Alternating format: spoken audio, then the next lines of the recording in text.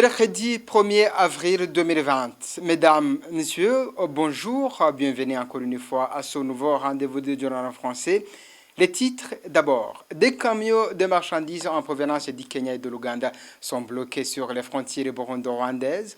Le gouvernement du Burundi n'a pas permis qu'ils entrent alors que la circulation des vivres est l'une des conventions entre les ministères de la Santé de l'EAC et Affaires étrangères. Vous entendrez le conseiller à la présidence au ministère des Affaires étrangères rwandais dans ce journal. Puis la sécurité, un jeune homme de la commune Liansoro à Gitega a été tué à coups de machette ce lundi par les jeunes de la milice Imbonerakure. Sa famille qui connaît les auteurs réclame la justice. Vous aurez les détails à travers ce journal. Est-ce que le gouvernement du Burundi va changer d'avis sur le processus électoral après que le ministère de la Santé ait annoncé 2 cas de coronavirus dans la soirée de ce mardi? Voilà pour les titres de ce journal.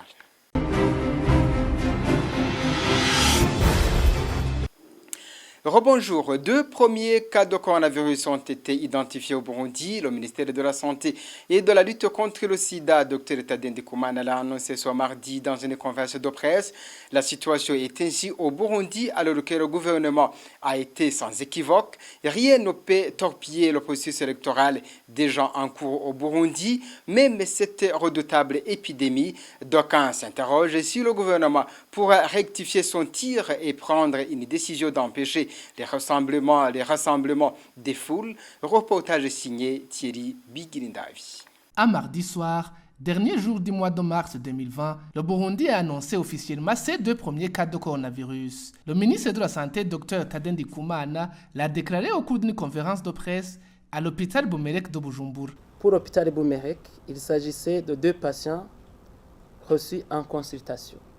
Le premier patient de nationalité burundaise, âgé de 56 ans, résident à mairie de Bujumbura, est rentré du Rwanda.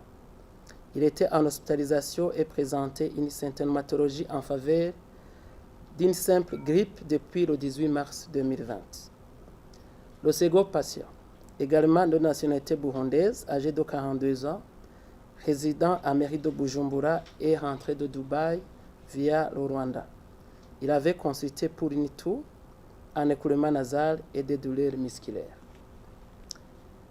Les résultats des tests effectués par l'Institut national de santé publique se sont avérés positifs pour les 2 patients. Les 2 patients qui étaient en isolement à Bumerek sont transférés au centre de prise en charge COVID-19 à la clinique Prince Louis Rwagasore. Ainsi, le dispositif de surveillance et de riposte au COVID-19 sera renforcé et tous les moyens seront mis en œuvre pour circonscrire la maladie en faisant le suivi des cas contacts. Le ministère de la Santé publique reconnaît que cette pandémie est déjà présente au Burundi, alors que ces derniers jours, il était accusé par certaines organisations de la société civile burundaise de mettre la vie de la population en danger en affirmant gratuitement qu'il n'y a pas de cas de coronavirus au Burundi sans avoir de moyens appropriés pour faire le dépistage. Un autre facteur qui ne faisait que renforcer les inquiétudes chez certains Burundais est le fait que ce virus ne cessait de se répandre comme une traînée de poudre à travers tout le continent et à une vitesse de croisière sans épargner aucun pays de la sous-région. Alors que tous les pays touchés par le Covid-19 rivalisaient à prendre des mesures drastiques pour limiter la propagation de la pandémie en ordonnant le confinement de la population, du côté du Burundi, aucune mesure exceptionnelle n'a été annoncée à Bujumbura à part la suspension des vols commerciaux à l'aéroport à partir du 22 mars et la recommandation est dictée par le gouvernement à l'endroit de sa population pour qu'elle observe des mesures d'hygiène préventive. Du côté du gouvernement du Burundi, il n'affichait même pas une grande préoccupation à cette terrible pandémie. Selon son porte-parole, cette pandémie n'est pas la première et ne peut pas les distraire. Le gouvernement est hautement préoccupé par un processus électoral qui aura lieu coûte que coûte. D'ailleurs, leur Dieu les protégera. Ayons confiance en Dieu que nous avons mis en avant. Espérons que cette maladie aura disparu d'ici 2 ou 3 mois à considérer l'étape actuelle de sa prévention. D'ores et déjà, le rendez-vous des élections reste inchangé, la vie continue. Elle n'est pas la première maladie, sauf qu'elle vient alors que le monde a évolué. Le monde est au courant de tout. Sinon, il y a eu d'autres maladies très virulentes que celles-ci. Pourtant, les gens n'ont pas cessé les activités. Le soleil se levait et les jours passaient. Les pluies tombaient et venaient des bons temps. Vraiment, pas de spécial à cause de ce coronavirus. Les gens sont là et Dieu verra sur nous. Il n'arrivera pas au Burundi. Aujourd'hui, tout le monde s'interroge si le gouvernement de Gitega ne peut pas changer sa façon de gérer la pandémie de coronavirus et accepter de prendre des mesures draconiennes pour faire face à ce fléau, comme d'ailleurs d'autres pays de la sous-région l'ont fait. Ce qui est fort inquiétant aujourd'hui, les rassemblements de foules sont toujours autorisés au Burundi. Ce qui est considéré comme une grave entorse aux règles basiques de santé publique pour faire face à une pandémie comme le coronavirus. Comme conséquence de la pandémie du coronavirus, le Burundi agit en violation d'un accord entre les ministres de la Santé et des Affaires étrangères de la communauté est-africaine. C'est le regret du secrétaire d'État rwandais au ministère des Affaires étrangères. Selon Olivier Nduhungirehe, le Burundi a bloqué sur ses frontières avec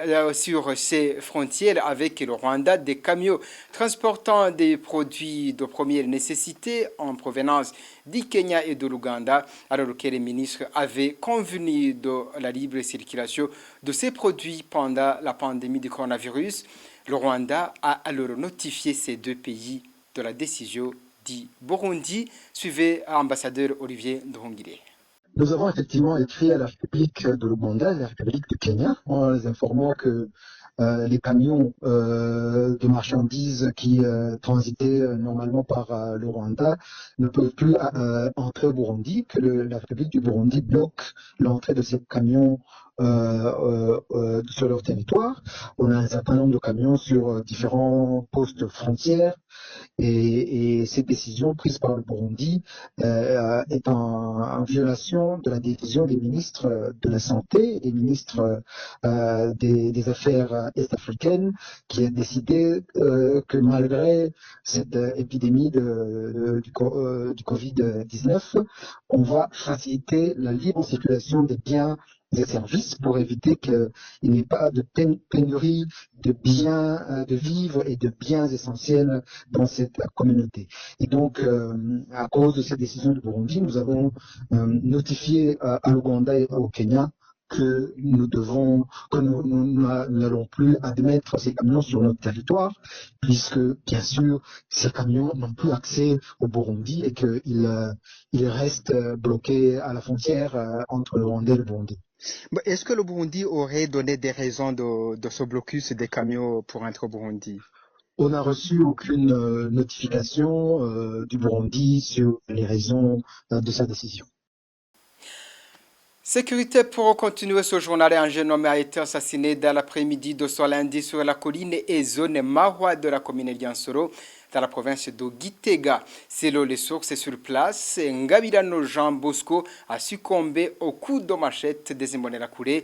Et pour le moment, la famille de la victime a refusé de l'enterrer tant que les auteurs de ce crime ne soient arrêtés. Les précisions avec Bertrand Ngendakouli. Une chanson du parti CNL fut à l'origine de la mort d'Ngabirano Jean Bosco. Après l'arrivée de l'administrateur de la commune Yansolo, là où ils étanchaient leur soif dans un bistrot, les Imbonerakure ont commencé à scander des chansons du parti CNDD-FTD. C'est au moment où Ngabirano Jean Bosco entonnait un chant du parti CNL que ces malheurs commencèrent. Le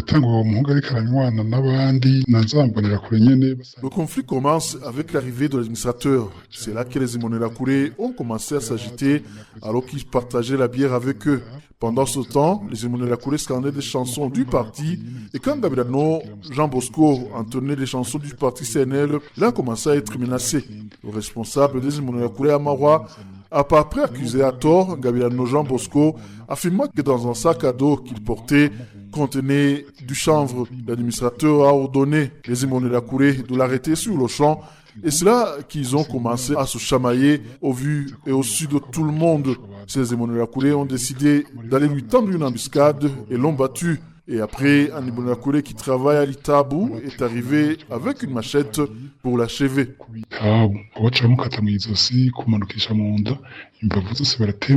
La famille d'Ngabirano Jean Bosco exige l'arrestation des auteurs avant qu'elle n'enterre le défunt. Selon cette famille, ces auteurs sont bien connus.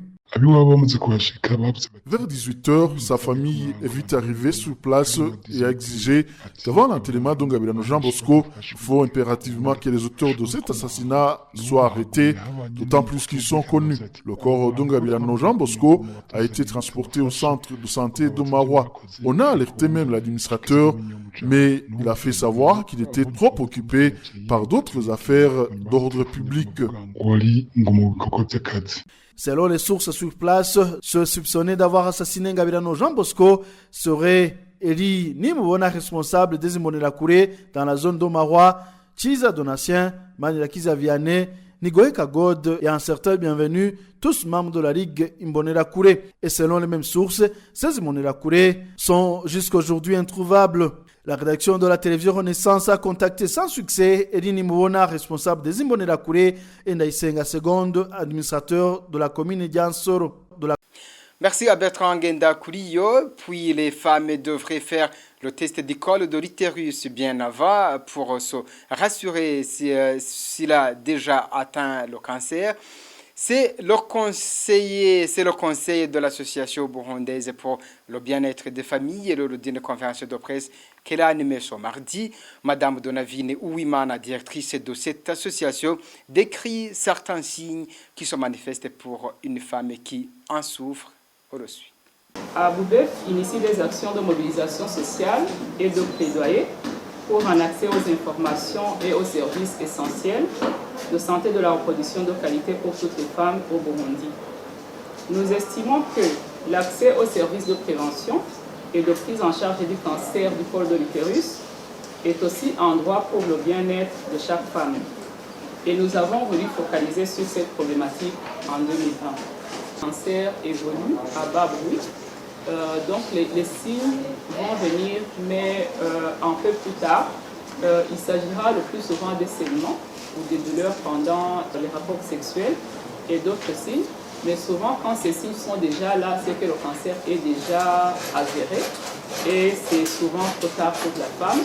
Et là aussi, je voudrais encore insister sur le dépistage, le fait de ne pas attendre qu'il y ait des signes de cancer pour faire le dépistage.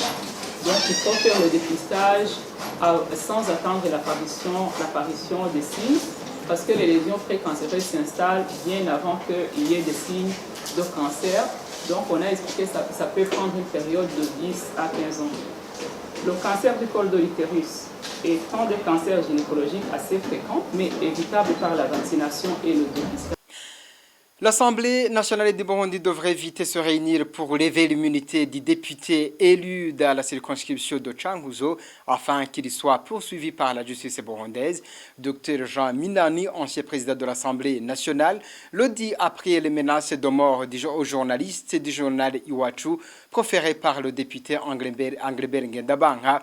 Il interpelle le procureur général de la République de se saisir de cette flagrance dans les meilleurs délais. Suivez Dr Jean Minani, il a été joint par téléphone.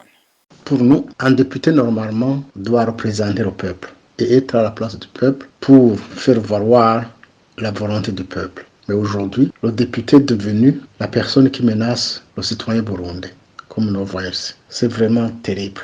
C'est terrible, c'est dommage, c'est même triste. Mais cette menace à mort est condamnable par la loi. Les menaces à mort sont condamnables par la loi. Ici, il y a flagrance. Normalement, la justice devait se saisir de ce cas immédiatement, adresser une demande de levée d'immunité immédiate au président de l'Assemblée, plutôt au bureau de l'Assemblée, pour qu'on enlève l'immunité et qu'il soit traduit devant la justice immédiatement, parce qu'il y a flagrance.